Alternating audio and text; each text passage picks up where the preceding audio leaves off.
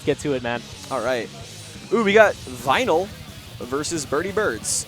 I believe. Let me get that swap. There we go. Yeah, that's the young BirdyBirds. I had good times playing. I actually played Birdie. Are you feeling that headset, dog? You remember Wolfie's got those? Yeah. Yeah, she does. She I does found have those. I went to. I was in the mall earlier They're today. Brookstone, yeah. Yeah. I saw those. I tried them on. I have photos somewhere. Beck had some back at her house, and she let me try them on. I posted that on Twitter. You can go find that if you want. Yeah. Oh my god. They were on Indiegogo, and people were like, Can you I need it. Can you actually use the They're speakers. at the top on the ears? They're speakers. Oh, that's so sick. Yeah. That's so sick. See, I saw them on the airport on the way to the FW because the Charlotte airport has a Brookstone in it, like a really small Brookstone. They had that, and I was like, I really want to try that on, but I am in public. I want everyone else to rock out to my Kill la Kill OST right now. Dude, I would totally blast Don't Lose Your Way. Woo! Shoutouts to Blumenkranz. Stellar song. The openings, shoutouts to Sirius. Yep. Just some banging music. I love it. Okay, so I'm gonna operate under the assumption that's what Birdie's listening to right now. I think I will too. Either that or the Yoshi ending.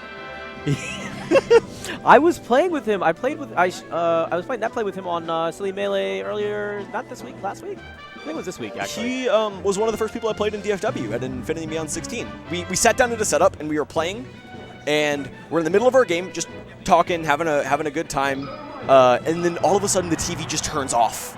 None of the other TVs on the power strip turn off, and we just sit there like, what? So we got Birdie playing the Fox and Vinyl playing the Puff. I've seen Birdie's Marth before. I didn't know he had a Fox. He was going for I think the names are still swapped. Because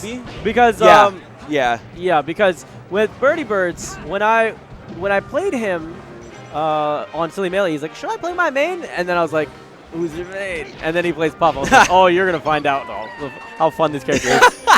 You know they removed Fox's grab in Silly Melee. Oh yes. He just goes and then nothing. It's really funny. That's great. But let's get from the Silly Melee to the serious Melee. We got a standard Puff Fox matchup. So a couple things to know in this matchup is that Puff has a shotgun, and by that I mean up throw rest, which is potent between 0 to 40. And afterwards, it becomes a 50-50 mix-up because the DI becomes more potent. Yeah, also there's stuff like the tech mix, or the tech lockout windows. You can get them with the up air on the platform. When they try to tech it, you mix them up and they go for the tech. They get locked out of their tech window, and you rest them on the missed rest. And that's and after they get locked out, they're locked out for 40 frames. So it gives you a pretty decent amount of time. That's 3/4 of a second, if I'm not mistaken. Yeah. Yeah, 3/4 of a second. Excuse me if I'm wrong. But yeah, that gives you some really, really, really potent options against Fox. But naturally, Fox has the ever powerful up throw up air, which can be SDI'd. He's got up smash, which kills really early on a light character like Puff. Fox has a lot of tools, and that's why he's the best character in the game. But okay, so the platform right there was a bit, just caught him and ruined that opportunity. If this was FD... Oh, if this was FD, it was dead. Yeah. That was a dead character. That was a dead Corgi. Okay. Fox is now forever a Corgi. Yes, Corgi McLeod. Corgi McLeod. Shoutouts to ESAM and Team Corgi. Oh, nope, no grab. Ooh, so close. Okay, that dash attack at Fox was risky. Fox always threatens really far with grab. He caught him with the Fox can boost grab decently far, not as good as Sheikr. I'm not sure if it's as good as Marth's, but he can cover some distance with the boost grab. Got some really solid follow-ups. Just the range you get from Marth's grab is absolutely ridiculous. That's something else. It's like Superman grab. The first time I saw that, I just lost my mind. Yeah. Ooh, nice there it is. And that is a dead Fox. Correct. So, 2 Corgis left. Now, the thing that you have to keep in mind in this particular setup is that you saw the DI there was a bit more prominent. That air dodge was strange. I mean, it worked out well. Oh, he's gonna go for another one. Good wall of pain. No. That up air was suspect. He SDI'd upwards and towards the stage whenever he actually traded with him there. Yeah. That was weird. I don't think I'd see much Puffs go for an up air. I would have gone for a down air personally. That up smash was clean. Did you see that slight moonwalk before he came in and they just went with an up smash? You gotta get the bait, dude. Gotta get the bait. You know, with Marth, we like with the cactar dash, like knowing when to have that moment where you look like you're dashing forward. You threaten space and then immediately back out. Get them to extend, and then you can follow in with your dash. Or reverse cactar dash and then pivot, go for the grab. Wave dash forward, dash back? Yeah, so you wave dash forward, dash away. It looks like you're going away, but you're not, and then you pivot and then come straight towards them. Yeah. And it almost feels like you're teleporting. Pivots are such an underutilized tool, dude. I try to work pivot grabs into my game all the time. Marth pivot F smash in pivot F tilt, pivot jab is really good. Pivot D tilt is exceptional but very difficult. Pivots are a really, really good tech, and you see Smash 4 players utilizing a lot in the perfect pivot.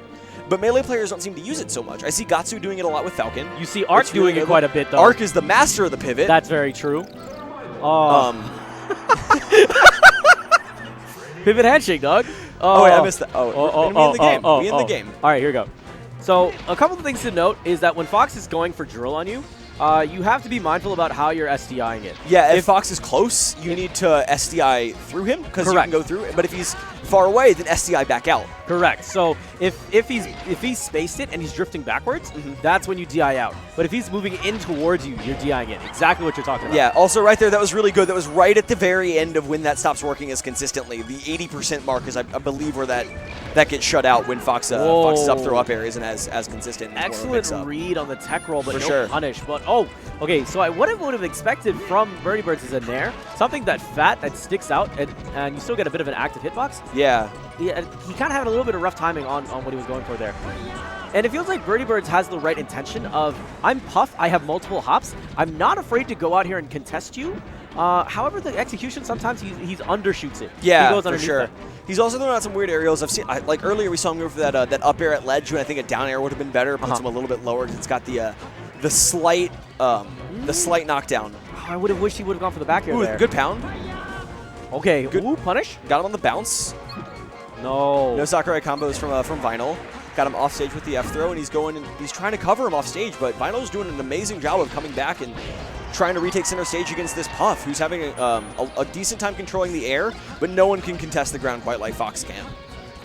So from this position, Fox loves just being able to have that ability to just control center stage and back air outwards, right? Yeah, absolutely. Because you have this fantastic aerial that comes out really quick like, has good knockback, but it's auto-cancelable, which is very important considering that you make... Ooh, battlefielded. That's unfortunate. I kind of saw it going, and I was thinking to myself, I was like, is that going to work? We saw the moonwalk right there in front of his shield, trying to get him with a back air as he dropped. But let's see if Birdie can capitalize on this loss of momentum from Vinyl getting battlefielded. That's always unfortunate, but... You know, being able to capitalize on that slight little bit of tilt and frustrating the other player is what separates a good player from a great player. Yeah.